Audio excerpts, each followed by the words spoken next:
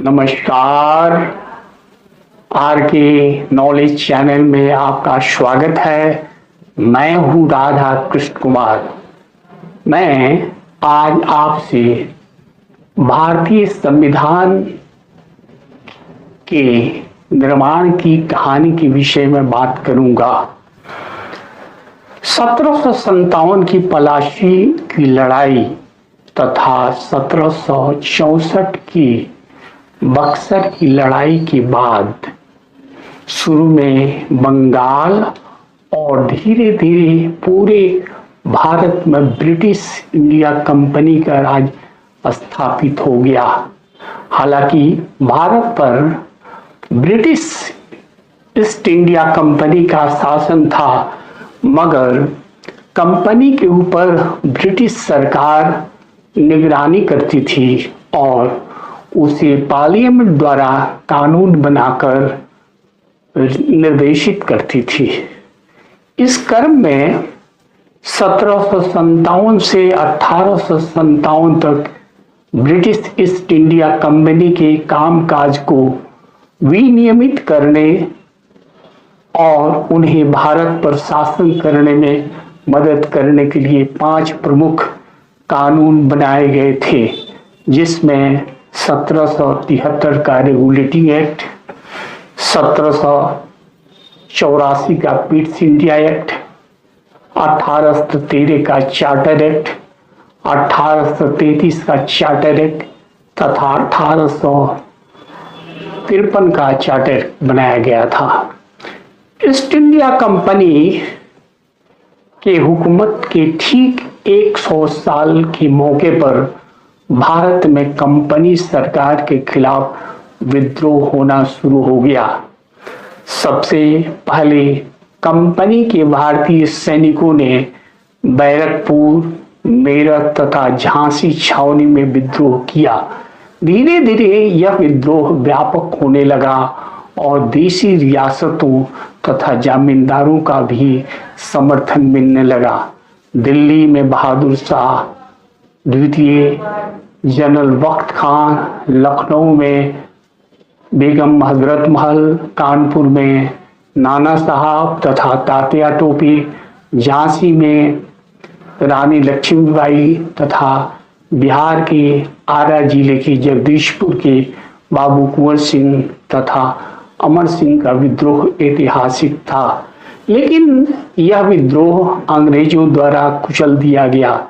जनता का व्यापक सहयोग नहीं होना भी इसकी असफलता का मुख्य कारण था। इस विद्रोह के कारण ब्रिटिश सरकार ने 1858 के भारतीय सरकार अधिनियम द्वारा कंपनी के हाथों से शासन अपने हाथों में ले लिया। इसके बाद ब्रिटिश सरकार secretary for the state of India के द्वारा सीधे भारत पर शासन करने लगी। 1858 से लेकर 1947 तक ब्रिटिश सरकार ने कई वैधानिक सुधार लाए, जिसमें 1861 का भारतीय परिषद अधिनियम, 1892 का भारतीय परिषद अधिनियम, भारतीय परिषद अधिनियम 1909 का जिसे माले मिंटो रिफॉर्म कहा जाता है, फिर भारत सरकार अधिनियम 1919 जिसे मॉन्टेग्यू चेम्सफोर्ड रिफॉर्म कहा जाता है, तथा 1935 में भारत सरकार अधिनियम लाए थे। इन अधिनियमों के द्वारा धीरे धीरे शासन में भारतीयों की हिस्सेदारी बढ़ने लगी थी। यूं तो ब्रिटिश सरकार ने विभिन्न सुधारों द्वारा एक उत्तरदायी सरकार बनाने की कोशिश की थी ताकि भारतीयों का विश्वास हासिल कर सके, लेकिन इन सब के बावजूद ब्रिटिश सरकार के खिलाफ असंतोष बढ़ता जा रहा था और कांग्रेस पार्टी अपूर्ण स्वराज की मांग करने लगी थी। महात्मा गांधी के नेतृत्व में स्वराज के लिए जन आंदोलन तेज होने लगा था।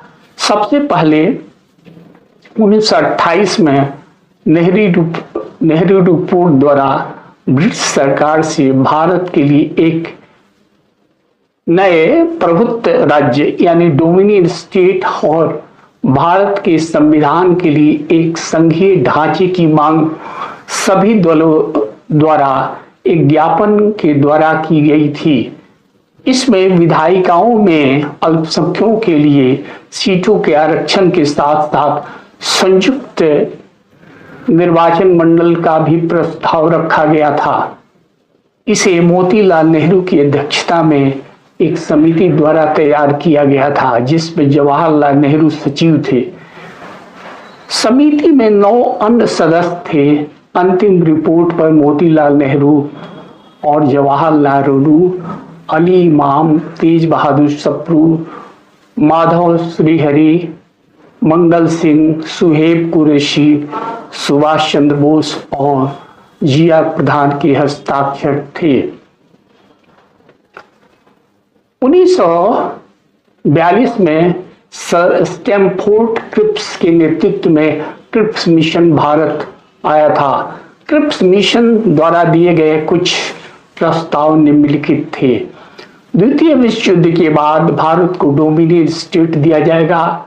द्वितीय विश्व युद्ध की समाप्ति के होने के बाद भारतीय संविधान के निर्माण के लिए भारत में एक निर्वाचित निकाय की स्थापना की जाएगी।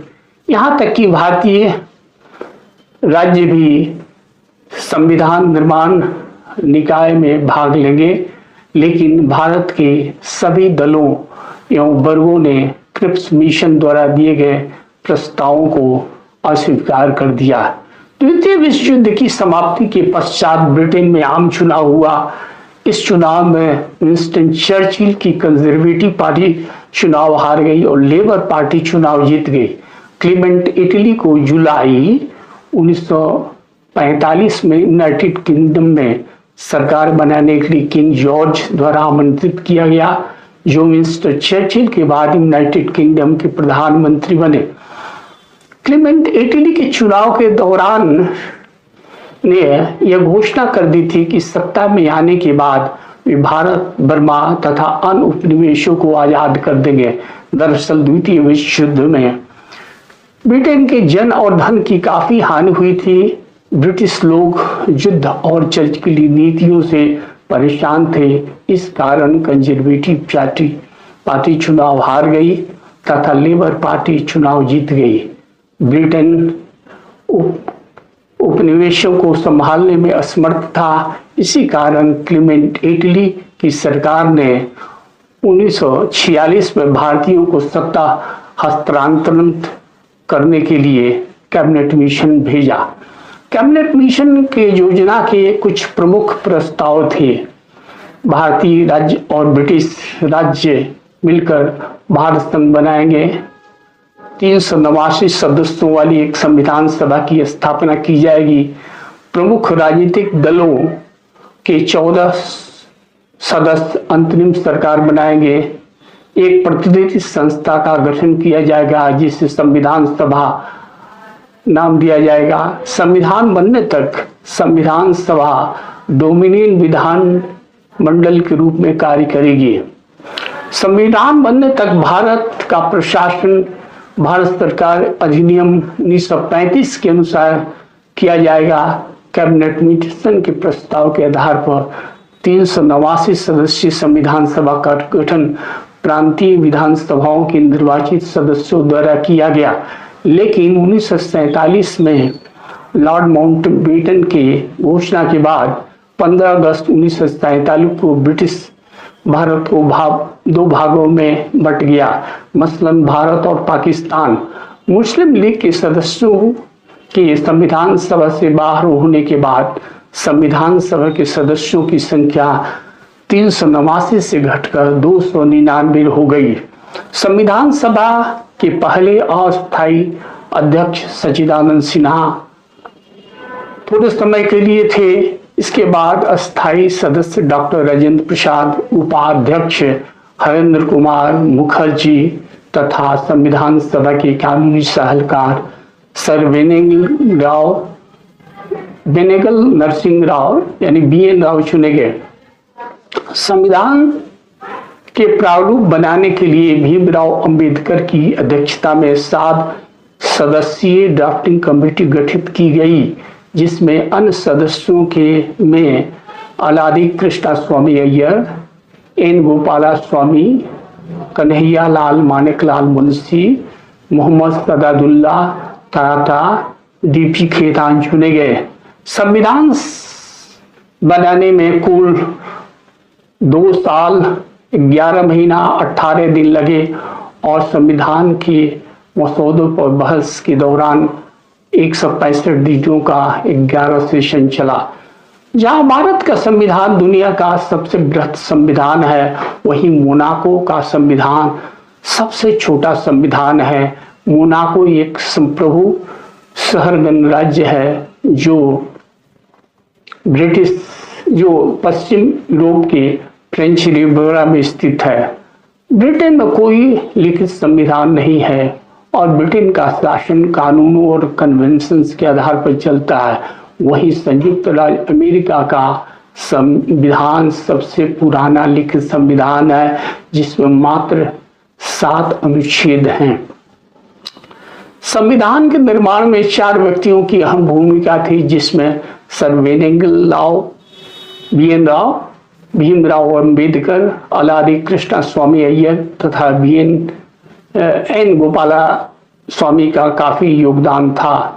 सर वीएन राव ने यूनाइटेड किंगडम के शासन व्यवस्था से संसदीय प्रणाली, नाम मात्र राज प्रमुख, प्रधानमंत्री का पद, अधिक शक्तिशाली निचला सदन, एकल नागरिकता की अवधारणा, विधायी प्रक्रिया, द्विसदनीय विधानमंडल, कानून का शासन, कैबिनेट प्रणाली, विधायी अध्यक्ष और संसदीय विशेषाधिकार समिति तथा रिच आदि उपबंध दिया गया था। वहीं संयुक्त राज्य अमेरिका के संविधान से मौलिक अधिकार, लिखित संविधान की प्रस्तावना, सरकार की संघीय संरचना, राष्ट्रपति पर महाभियोग, उपराष्ट्रपति पद तथा उसके कार्य, सर्वोच्च न्यायालय की संस्था,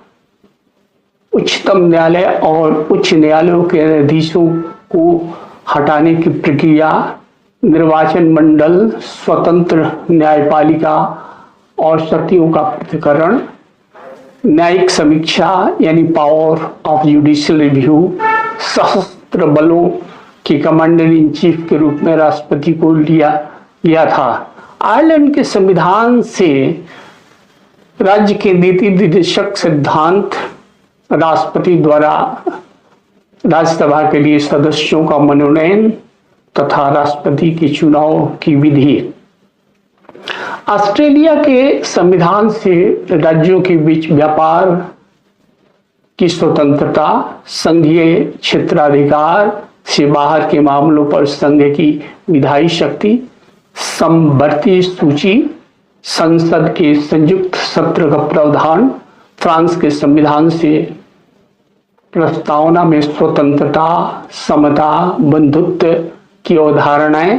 कनाडा के संविधान से एक मजबूत केंद्र सरकार वाली संघीय व्यवस्था, केंद्र और राज्य सरकारों के बीच शक्ति का वितरण, औचित्य शक्ति पर केंद्र सरकार द्वारा लेने की व्यवस्था, केंद्र द्वारा राज्यों के राज्यपाल की नियुक्ति, सर्वोच्च न्यायालय का सलाहकार क्षेत्राधिकार आदि प्रावधान ली गई थी। इसी प्रकार सोवियत गणराज्य के अनुच्छेद 51A के तहत मौलिक कर्तव्य, आर्थिक विकास की निगरानी के लिए योजना आयोग, जर्मन के शासन व्यवस्था से आपात के काल के दौरान मौलिक अधिकारों का निलंबन तथा अन्य देशों के संवैधानिक ढांचे से बेहतरीन प्रावधानों को भारत के अनुकूल बनाकर संविधान में शामिल करने का अथक प्रयास किया गया था और श्री राव ने संविधान का एक ढांचागत प्रारूप बनाकर ड्राफ्टिंग कमेटी के समक्ष रखा था। सर बी एन राव के संविधान के प्रारंभिक प्रारूप के आधार पर ड्राफ्टिंग कमेटी ने संविधान का निर्माण किया। 25 नवंबर 1949 को संविधान सभा में अपने समापन भाषण में डॉक्टर बी.आर. अम्बेडकर ने कहा था कि जो श्रेय मुझे दिया जाता है कि वह वास्तव में सिर्फ मेरा नहीं है, बल्कि आंशिक रूप से सर बी.एन. राव को दिया जाना चाहिए। राव संविधान सभा के संवैधानिक सलाहकार थे, जिन्होंने ड्राफ्टिंग कमेटी की विचार के लिए संविधान के प्रारूप का एक मसौदा तैयार किया था। यदि आपको यह वीडियो अच्छा लगा हो तो कृपया इसे लाइक करें, और आगे इस प्रकार की वीडियो देखना चाहते हैं तो इस चैनल को सब्सक्राइब करें।